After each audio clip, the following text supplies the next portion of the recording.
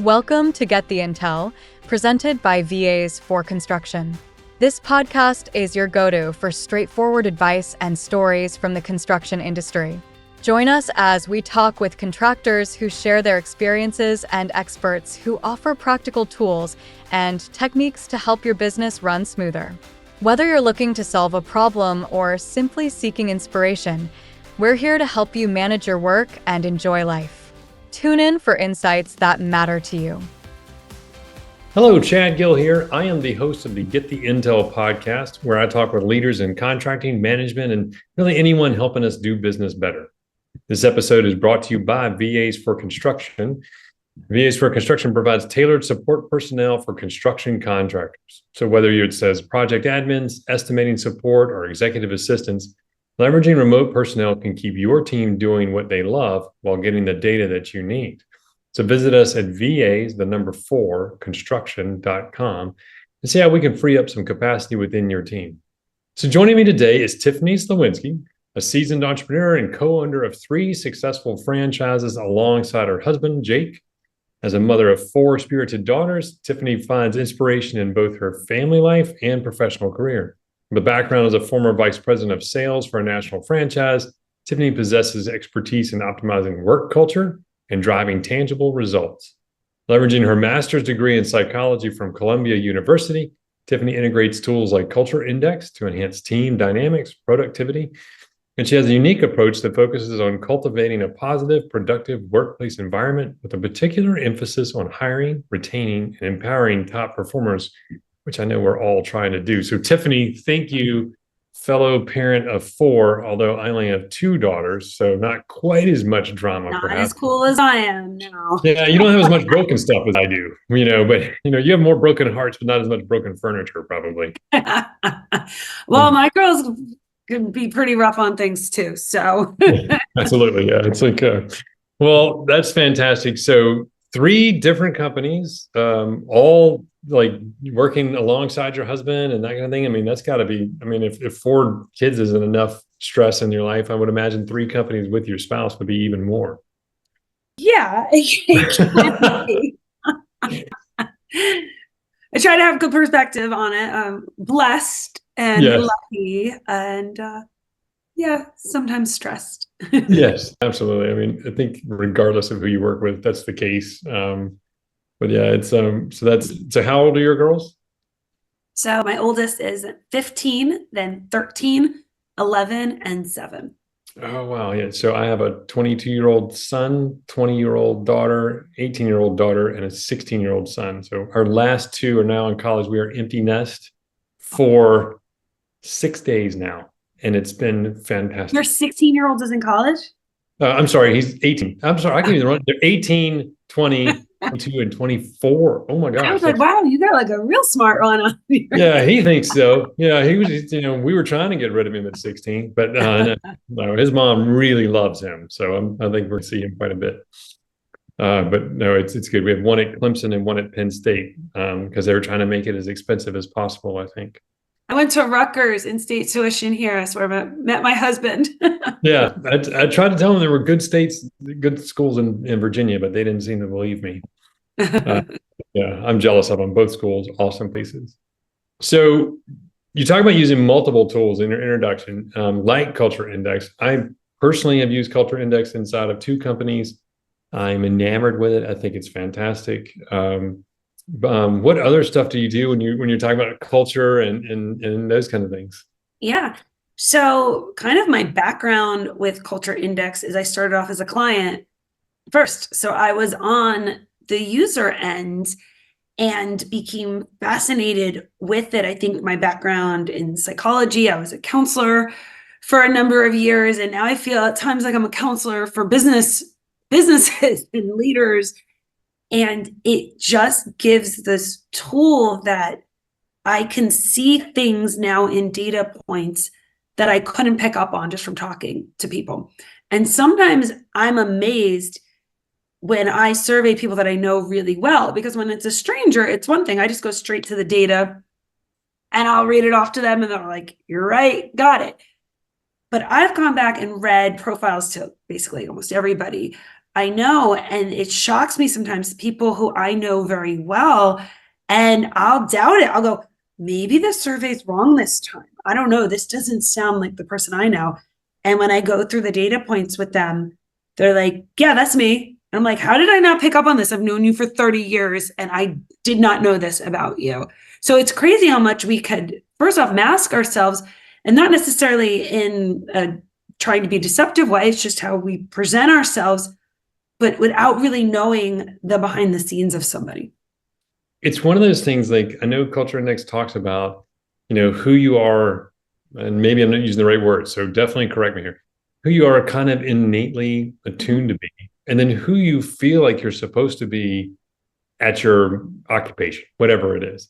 Yes. And that kind of, it's sort of like what you're saying is you meet them and you're like, that's not the part of you I see, but that's not the part of you that is probably naturally attuned to. And that conflict, I mean, what does it do to people?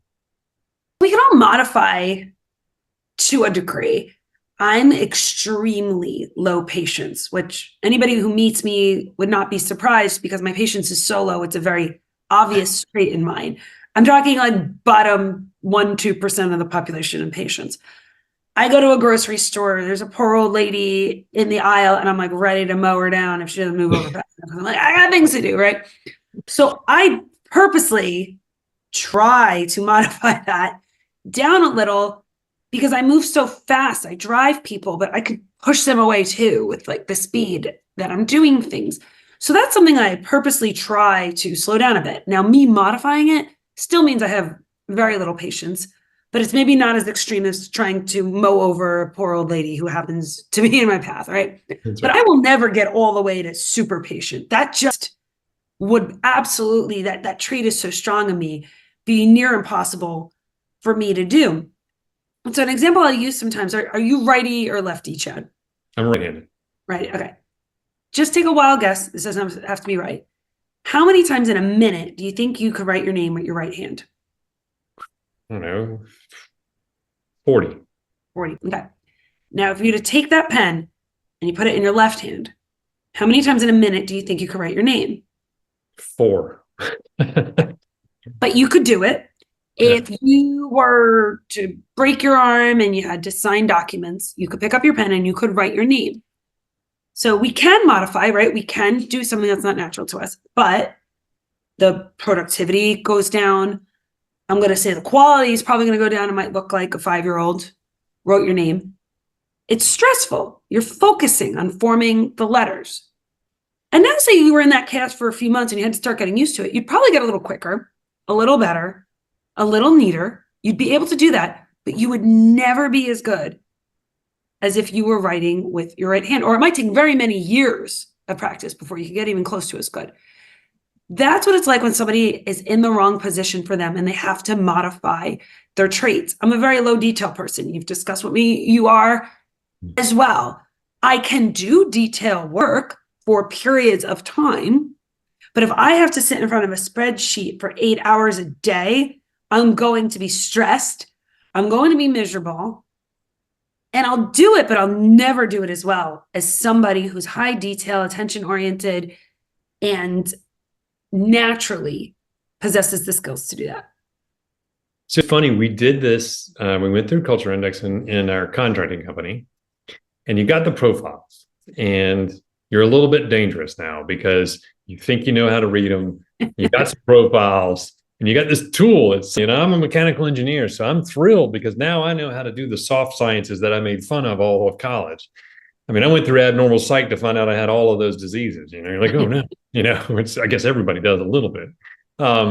So you get in there, and then all of a sudden you start looking at people, and I think the first stage of it is, my project manager is low detail, and I'm trying to think of what the other ones are that go with it. I was like, he's clearly not a fit. He's going to have to go. But that's not the way that it necessarily works or is supposed to work. Love the way you put it. You knew just enough to be dangerous.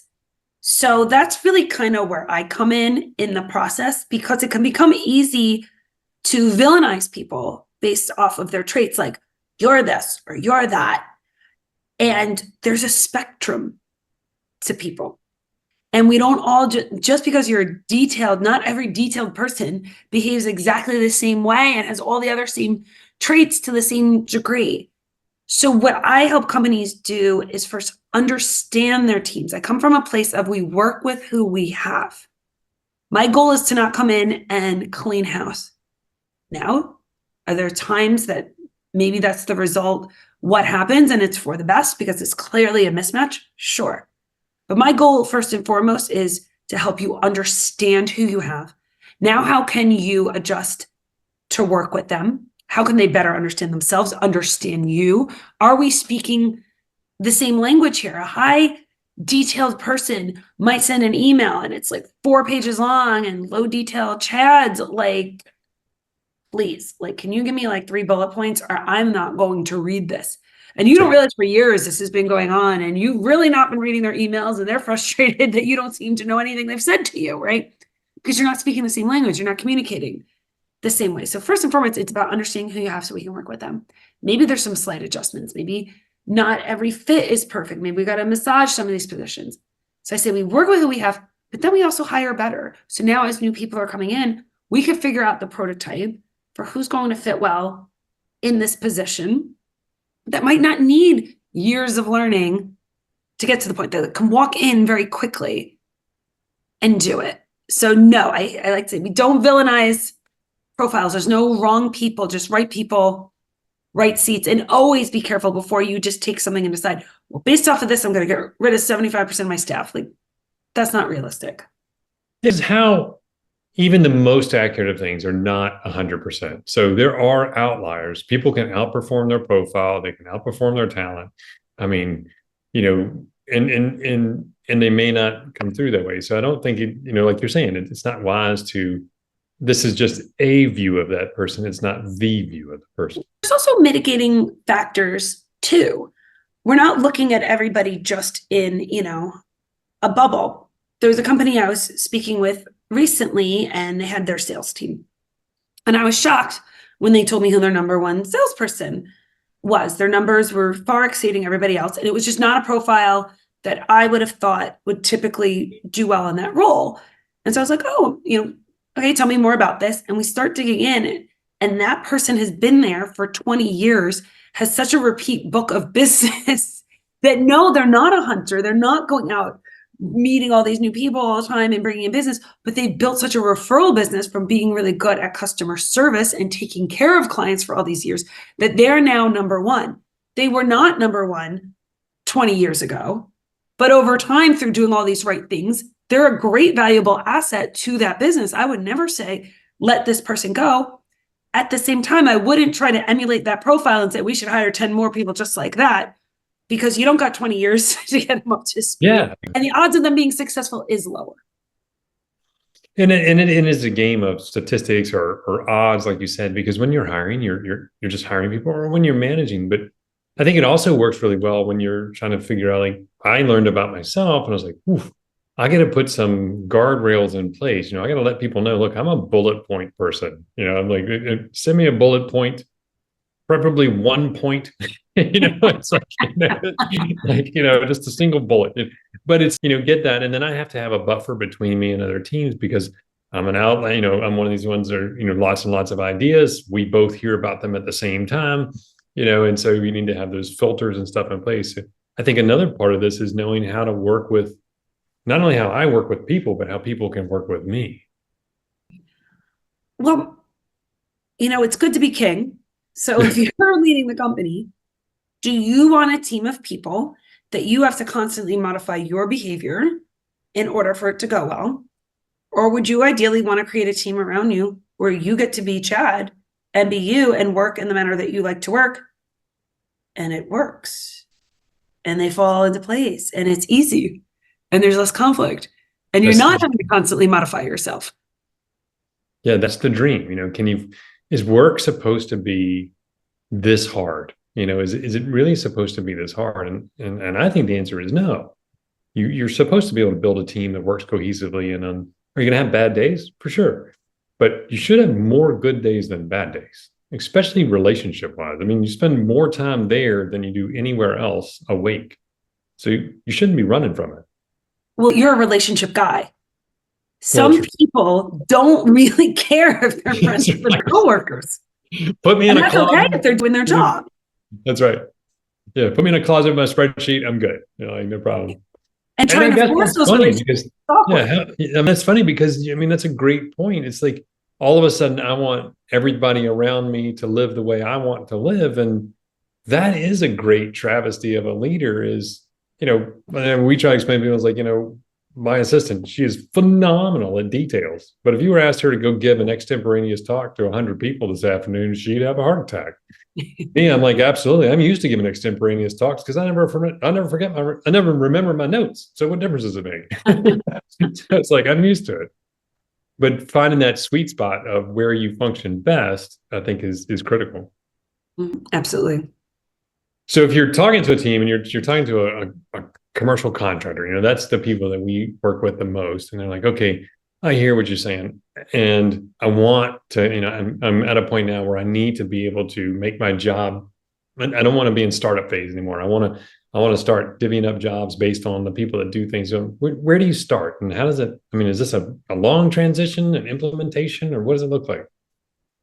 So I start with, first off, I want to understand who you already have there, because the makeup of this company is going to look different than this company.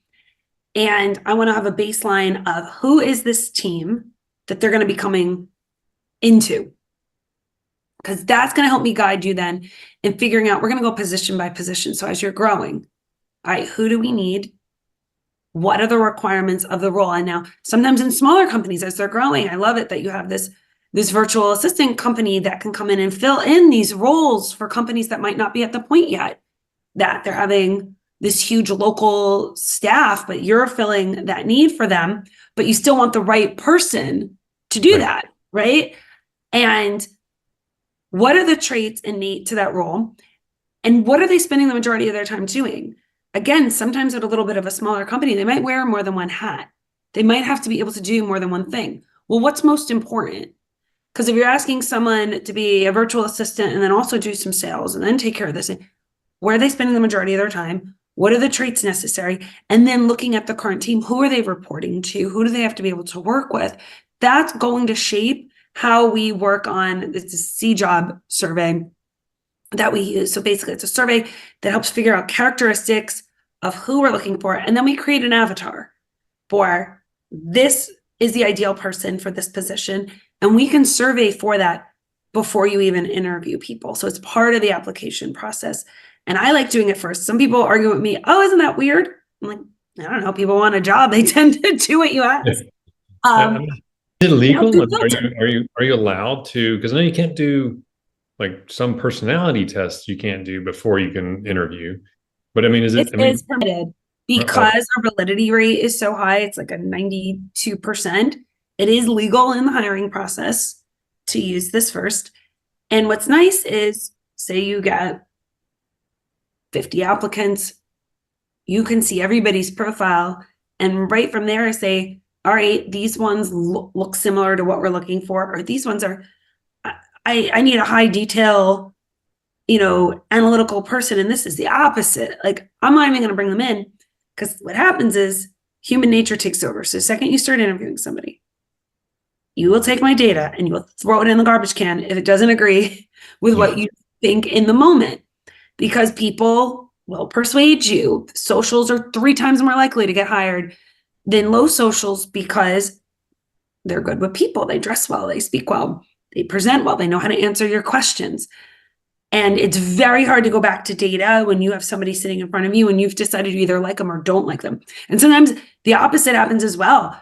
Like, no, this person's a little crusty, right? In the interview. And it's like, well, they're not a warm and fuzzy person, but does the role require that? Or is the role need someone who's a deep analytical thinker who needs to work on their own and dive into data and be in those spreadsheets, right? Then don't worry so much about them giving you the warm and fuzzies. It's funny that you say that because, construction is a trade where we have a lot of, it's very difficult, or you feel like it's difficult to find people. And part of that is finding the right people. Sometimes you're just looking for a body. One of the things that made us implement Culture Index was the idea that by the time we got to an interview, my sole job during the interview was to make sure they took the job. It wasn't to see if they were good. So we needed to filter them first. And people did point out, they're like, hey, you could miss that rare jewel. You're like, maybe, but I could kiss a lot of frogs too. So it's like, it's a game of statistics. A bigger haystack with more needles in it is what we're looking for. And this is helping us narrow that list. That's probably one of the biggest pushbacks I get sometimes is, but we have this one person here who's a total outlier and they're fantastic. And again, okay, you're right. You could miss that rare gem, or you could spend a lot of time making bad hires and it's a lot of bad blind dates, before you get married. But yeah, it is. If you can do anything that will kind of get you matched up better than that. You talk about the validity rate. I mean, how valid is it? I mean, because you feel like you're betting a lot on it, but really you're using data against intuition. And it's kind of, how good is your intuition when you're needing to hire compared to your data when you're just searching? Yeah. So nothing's 100%, right? There's also mitigating factors, things we don't measure anything clinical. Right. So if somebody's got mental health issues or challenges going on or other things in their life circumstances, that I'm not measuring that. I had a company I'm working with and they're like, oh, this guy's great, but he has, like a special needs child. And so he's always the first one out the door at the end of the day. And I'm like, well, he's got a child he needs to get home to. First up, my survey is not testing for that. And that's his life circumstances. So right. He might appear like he's less dedicated, but you're telling me the work he's doing while he's there is good. You're not going to change it back. He has to get home to this kid, right? So there's things that I'm not measuring that are outside influences on people's lives. But I'm a gut instinct person. It's how I make most of my decisions. Things feel right, feel wrong. It's what guides me. And I will say when it's come to hiring, I'm attracted to people who have a high energy or enthusiastic. Again, that's great, but I'm missing out on other things that might be needed for that position if that's all I'm measuring. So yeah, you're super chatty and we hit it off. It does not mean you'd make a great admin for me. Because you would spend all your day talking to me. Right. And which makes both of us unproductive. Yeah. And also an admin, they need to be detail oriented. And so what's going to happen? I'm going to ask you questions. So how are you with spreadsheets and tell me about this, are you good with Microsoft Office and whatever it is? I don't even know. I'm so low detail. I don't even know what these things are. Right. Sorry. And they're going to tell me, yes, I'm very proficient and I've done it for years. And I'm sure they probably have, but that's the right answer to the question. No one's going to say, I don't know how to do these things. Yeah. I'm a 4 out of 10. I'm just going to be honest with you. I can't spell. What? Yeah. My grammar's terrible. Like, you're not going to say that. No. So it's not about like measuring, like, is it your gut or yeah, you got to gut check things. If somebody comes in and they're like screaming weirdo and you're like, I can't get past this. You don't ignore that, but understand if you see their traits on paper and that's a really low social person. They're going to take their time on answering questions. They're going to need a little more thought behind things, or this is a very detailed person. They might spew a lot of information at me. You know that on paper before they walk in. So you're not going to think they're going to be a ray of sunshine. Right. Okay, if the role does not require that.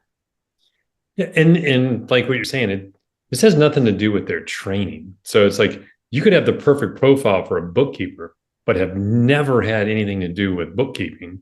And that doesn't mean you're going to be a good bookkeeper. It just means your profile would fit and maybe you should have gone into bookkeeping. I'm not going to hire you as my bookkeeper.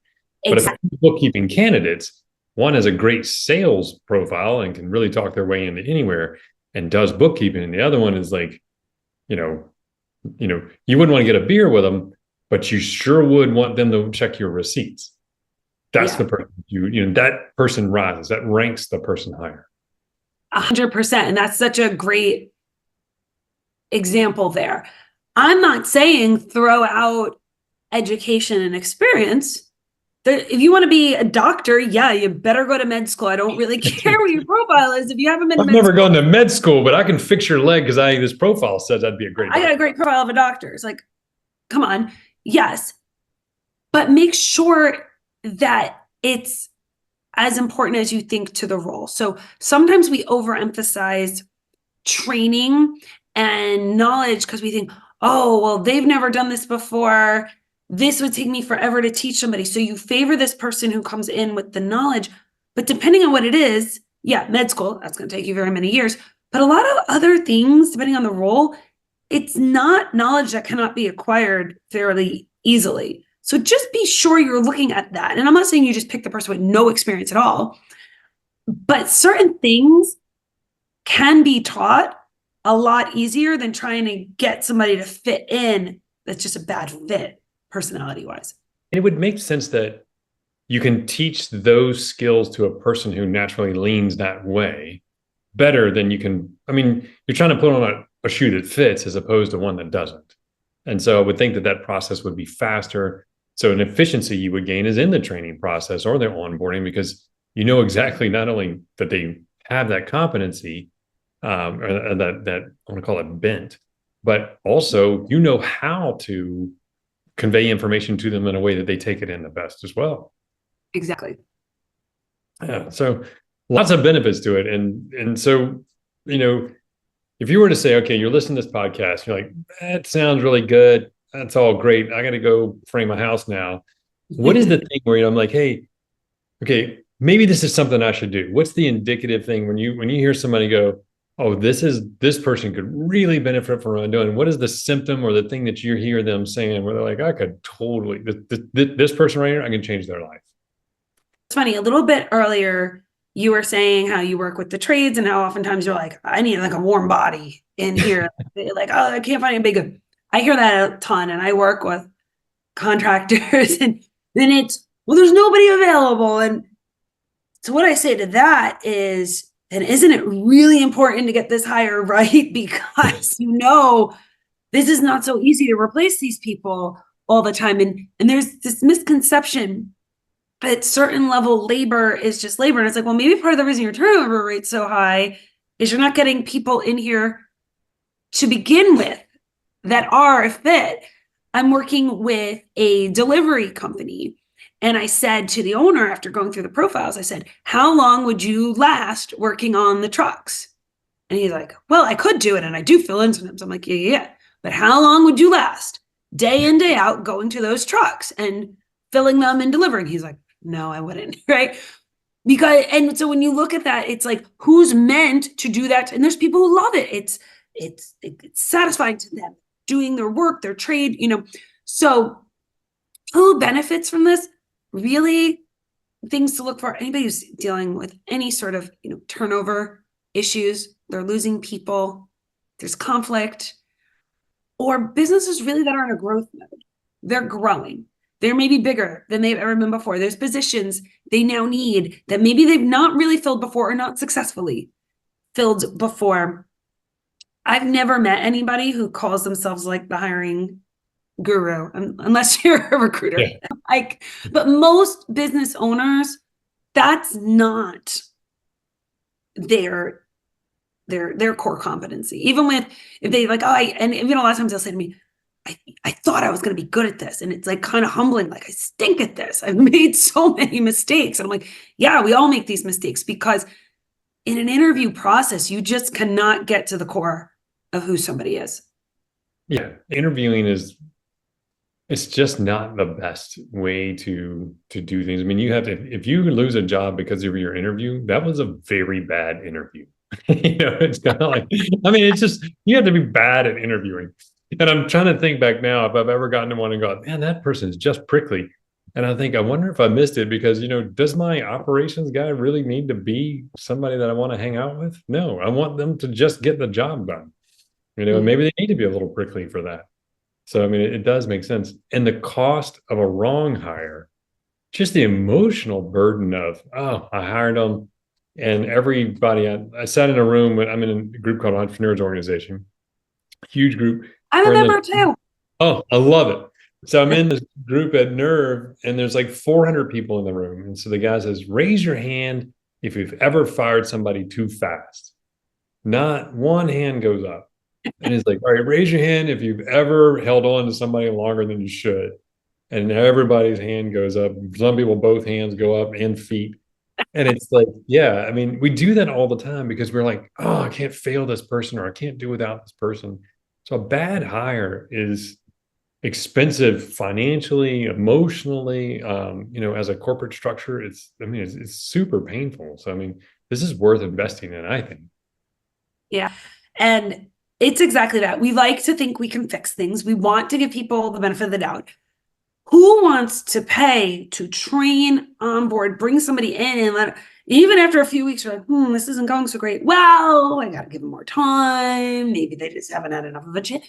And we always hold on too long because it's a pain in the butt. And sometimes it is just that thought, that warm body is better than like having to start over. And it's the thing too, is like, you start a company, particularly in trades, like you start a company, you're a brick mason, you're a stone mason, you're a framer. You don't, that's what you thought you were going to do for a living. And when you started your company, that's what you're going to do. And now all of a sudden you're supposed to be an HR manager. No, you need one, but you're not supposed to be one. Yeah. So that's awesome. Well, if they want to learn more about Culture Index and working with you and the things that you've done, what's the best way to reach out and kind of learn about it? You can visit my website, teamsparkadvisors.com, or connect with me on LinkedIn, Tiffany Slowinski. Awesome. Where are you based? And then can you do this remotely? Do you have to be in person or what? Yeah, so I'm in New Jersey. So anybody out there in New Jersey? Yay. Bring it on. But I work remotely. I'm all over the place. Awesome. Well, Tiffany, I appreciate it. I think this is great insight. I think it's a fun way to kind of learn about ourselves and to kind of take a little pressure off of us and maybe say, because I think a lot of what you're saying too is when you find out somebody isn't a good fit, you're not doing them a service by holding on to them either. Better to find them a job than to keep them in one they hate. Let them go be good somewhere else. Set them free. Set both of you. When you uncouple your handcuffs, you are both free now, not just one of you. It's true. Yeah, for sure. This has been fantastic. I look forward to it. We will definitely put the link to your company and your LinkedIn profile in our chat, and really appreciate your time with us. Thank you so much for having me, Chad. Thanks, Tiffany. Talk to you soon. Thanks for listening to Get the Intel. We'll see you next time, and be sure to click subscribe to get future episodes, and check us out at vasforconstruction.com to see how we can advance your business.